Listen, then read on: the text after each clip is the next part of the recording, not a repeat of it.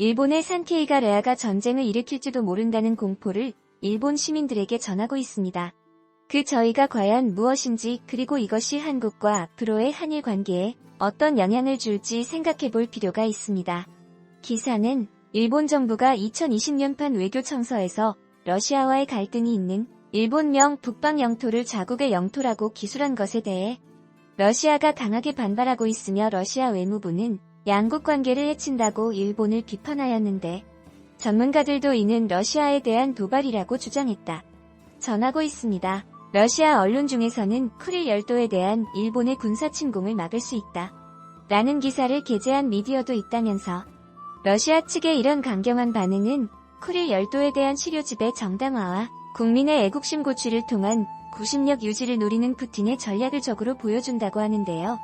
2019년 판 외교청서에서는 삭제되었던 북방 영토에 대한 일본의 법적 지위 설명이 부활된 것을 놓고, 이전에는 일본 정부가 러시아를 배려했기 때문이지만 이러한 일본 정부의 자세는 국내의 비판을 불렀고 평화 협상에 대한 진전도 일어나지 않아 일본 정부가 이런 부분을 고려하여 북방 영토에 대한 주권 주장을 부활시킨 것으로 보인다고 분석했습니다. 반면 러시아 외무부 대변인은 이에 대해 모든 쿠릴 열도의 주권은 제2차 세계대전의 결과로 러시아에 귀속되었다. 이는 유엔 헌장을 포함한 국제법상으로 적합하다 라고 이야기한 부분도 기사는 아울러 전하고 있는데요. 문제는 기사의 이 다음 내용부터입니다.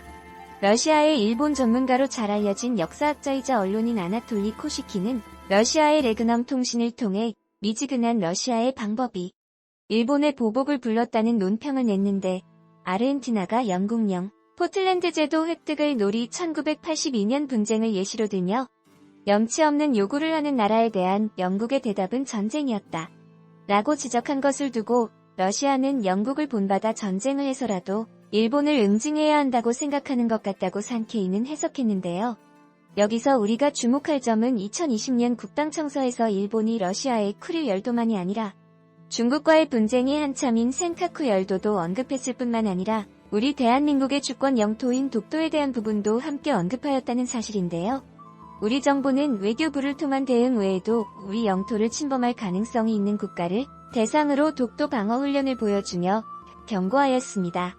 일본의 극우와 정권 뒤의 단체가 자신들의 권력을 유지하기 위해서는 말입니다. 북한 다음으로 한국에 대한 도발을 하는 정도였던 과거에 비해 화평책으로 대응했던 러시아와 중국에 대해서도 정권 위기론이 닥치자 곧바로 태세 전환하여 특히 우리 한국의 경우 요미우리 신문에 따르면 최근 한일 관계가 나쁘다 응답한 일본인이 84%였다고, 하니 이보다 더 좋은 도발 대상이 어디 있을까 싶을 것입니다.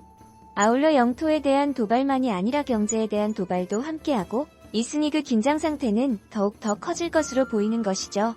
러시아가 중국이 한국이 일본을 때린다며 이제 일본은 큰일 났다. 정부에 힘을 실어주지 않으면 안 된다.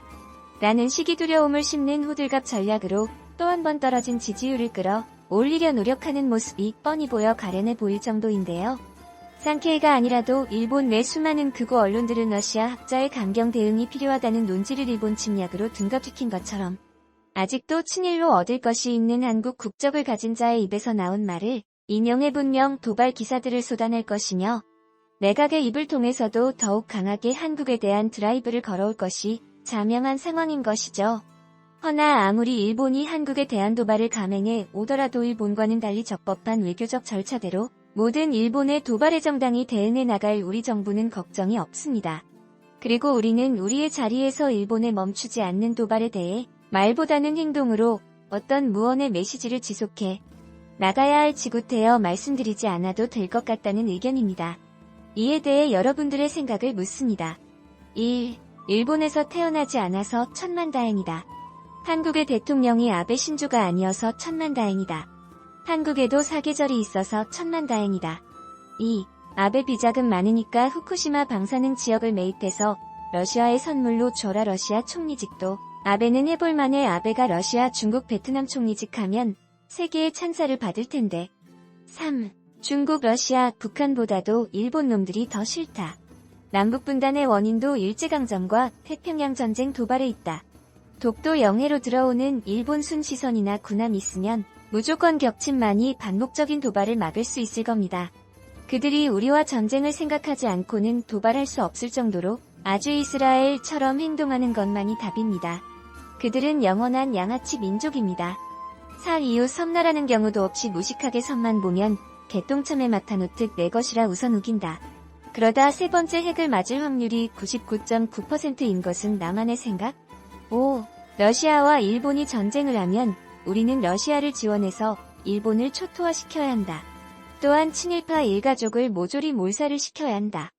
6. 독도훈련에서 동해형 도수호훈련으로 바뀌었습니다. 독도 영유권 수뿐 아니라 러시아 군용기 독도 영공 침해에 대한 입체 방어 시스템으로 해군 공군 육군 특전단과 함께 한 훈련이죠. 7. 김종대 의원이 했던 말이 생각나네요. 동아시아의 근대사에서 전쟁과 분열을 조성한 국가는 일본이었으면 그 전쟁의 중심이 일본이었다. 이 말에 동의하며 지금 일본은 다시 그 시대로 가고 싶어하는 듯 무엇보다 이런 침략을 맛본 나라는 역사적으로 계속해서 반복했죠. 마치 그들에게는 마약 같은 듯합니다. 8. 일본이 돈 떨어졌나봐. 전쟁만 하면 아주 재미 보니깐 경제 파산 날라고 하니까 양아치 짓하네. 이번에는 반대로 일본은 지구상에서 사라질 거다. 섬나라 인민들도 전부 다 러시아는 전쟁해버려 작전령 지구 폐암덩어리 제거 작전으로 9. 생각 같아서야 한줌러. 연합으로 일본을 응징하면 좋으련만 그리 되면 미국과 안전 끝. 허나 우리에겐 제7광구가 있지 아니한가. 만약 중1. 러일이 군사적 충돌이 일어난다면 그 틈에 7광구를 우리 손아귀에. 10. 남의 일이 아니다. 러시아보다 대한민국 독도에 대한 도발이 순서상 먼저이게 분명하다. 한국도 노력은 하고 있지만 솔직히 냉정하게 평가할 때 일본과의 예상 전력 차이가 너무 심하다. 제발 이제 해군에 돈 좀 쓰자. 예정된 잠수함과 건함 계획을 앞당기고 숫자도 더 늘려야 하며 초음속 대함미사일의 배치가 시급하다. 11. 그루지아도 미국 믿다가 러시아가 조지니깐 바로 모르쇠 태도인데.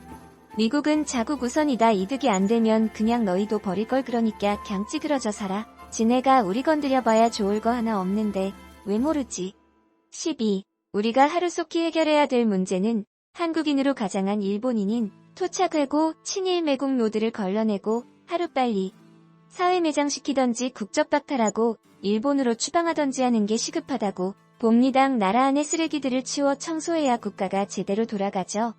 13. 잘됐다고 생각한 한중러가 연합할 수밖에 없는 상황이 온다면 미국은 그런 상황을 막기 위해 미국의 한반도 분열 정책을 기를 쓰고 전개하고 있는데 우리가 해야 할 일은 한반도를 결합하여 양쪽 어디도 함부로 하지 못할 힘을 가져야 한다. 14. 아직까지 일본의 빌부터 무언가를 얻어먹으려는 사람들이 정치, 군부, 언론, 검찰, 재벌 등등등 너무 많이 남아있는 듯 싶네요. 가장 심한 건 정치인들과 언론이겠죠. 하지만 그들이 주장하는 것들을 국민이 현명하게 비판하고 제거한다면 머지않아 건강한 대한민국이 될 듯. 대한국민의 국적을 가지고 이 땅에 살고 있는 토착 외구를 잡아내야만 대한민국 국민이 잘 살 수 있는 겁니다. 가끔은 극단적으로 일본과 단교를 하고 친일 세력을 전부 총살시키고 싶다는 생각도 하지만 가능성 없는 얘기니깐 패스.